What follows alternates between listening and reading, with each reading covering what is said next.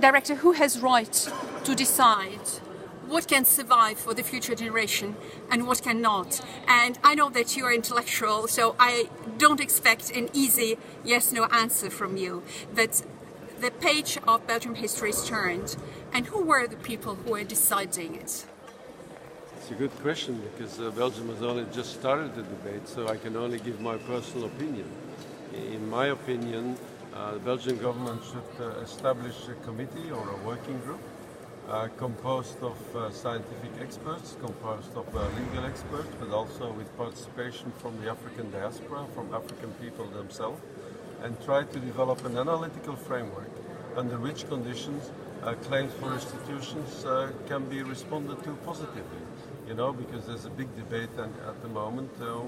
What is acquired legally, what is not acquired legally? Is everything that was acquired during colonial period by definition illegal, or is it go further than that? So we need to establish much better the origin of some of the collections. We now we have a complete inventory now, and we know from which area it comes, who collected it, what it was used for, but how was it acquired?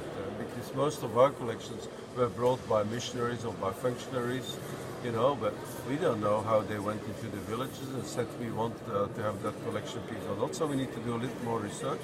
But I think we primarily need that analytical framework under which conditions are we willing to consider claims for restitution. And obviously civil society has to be part of that debate, but also scientists and sort of legal experts. Director, do you have moments of regret? Do you think that something here could be done better or otherwise than you have hoped? You mean in the current museum? No, it's part of the process. I mean, I'm fully agreed that we haven't gone quite as far as we should go.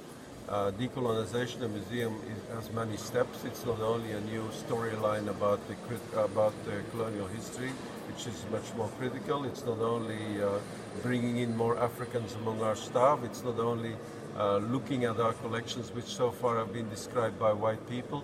It's not only the way we do research and the partnerships with research.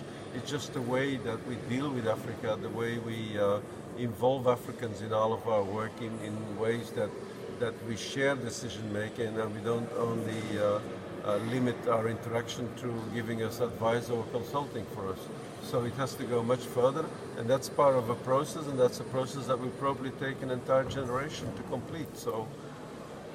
But what's the moment you are the most proud of in this collection? What is your personal achievement here? Personal achievement is that we bring a narrative now, a storyline about contemporary Africa with historical collections, that we provide that very critical look at the colonial past, that we've given the voice to Africans, that there's far more Africans involved in all of our exhibitions than ever before, and that we still show these fantastic collections that we have, that unique expression of African culture and of African artistic expression. In such a fantastic context and environment, and that we were able to offer our visitors very modern, up-to-date, state-of-the-art facilities and infrastructure that the museum has to provide today. So is there anything to thank King Leopold after all?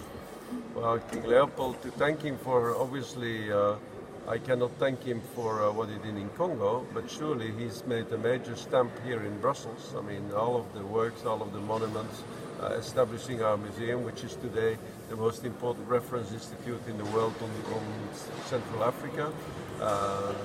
We can acknowledge that he's at the origin of all of that.